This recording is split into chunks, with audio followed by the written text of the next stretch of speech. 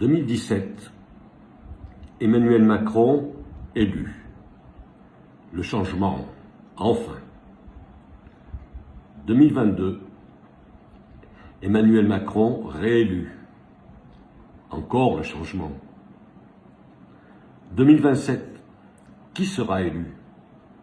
Peu importe. Parce que le problème, ce n'est pas qui vous élisez, c'est comment vous élisez. Tous les 5 ans, la même séquence. Campagne électorale, débat, promesses de changement, vote, résultat. Et puis, les mêmes problèmes reviennent, les mêmes déceptions, les mêmes trahisons. Alors on se dit, le prochain sera différent. Mais ce n'est jamais le cas. Pourquoi? Parce qu'il y a quelque chose de plus profond, quelque chose que personne ne voit. Premier signe, vous déléguez tout. Pendant 5 ans, vous ne faites rien. Vous regardez, vous commentez, vous vous indignez. Et puis tous les 5 ans, vous votez. 2 minutes dans un isoloir et vous pensez avoir agi. Mais voter sans agir entre 2 élections, ce n'est pas de la démocratie. C'est de la délégation. Deuxième signe, le discours et les actes ne correspondent pas. Exemple concret, pendant la crise sanitaire, des conférences sur l'autonomie, des milliers de personnes, le conférencier parle pendant 1 heure, ne déléguez rien, soyez souverain. Applaudissements, et à la sortie, les gens demandent « Quand est-ce que tu te présentes aux élections ?»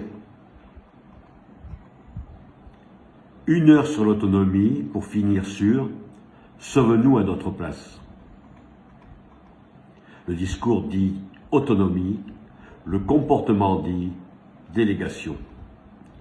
Troisième signe, l'indignation ne produit aucune réalité. Vous êtes des millions à dire « le système est pourri, il faut tout changer ». Mais combien créent des alternatives? Combien s'engagent dans des structures locales? Combien construisent autre chose? Presque personne. Parce que l'indignation, c'est confortable. Construire, c'est exigeant. Ce qui se passe ici est rarement compris. On pense que c'est un problème de candidats, de programmes, de partis, mais en réalité c'est un problème ontologique. Les Français ne se vivent plus comme les causes de ce qui arrive, ils se vivent comme spectateurs. Spectateurs d'un système qu'ils subissent, spectateurs d'élections qu'ils regardent, spectateurs de leur propre pays. Et à partir de là, le vote devient un rituel. Vous votez, mais vous n'agissez pas.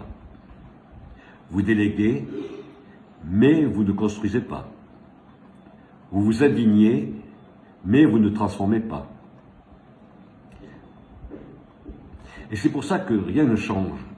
Parce qu'un peuple qui ne se vit pas comme cause ne peut pas transformer son pays.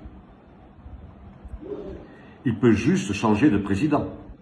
Un peuple ne devient pas impuissant quand il n'y a plus d'élection.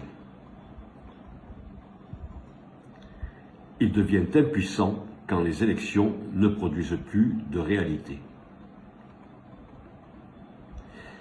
Alors que faire? Première chose, arrêtez d'attendre le sauveur. Il n'y en aura pas.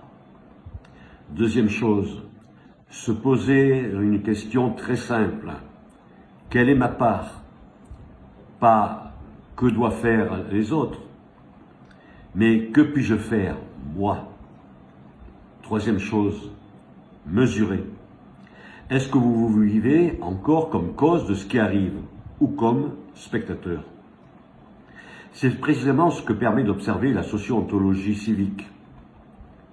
Le lien est en description et vous, êtes-vous spectateur ou acteur? Dites-le en commentaire. À lundi prochain.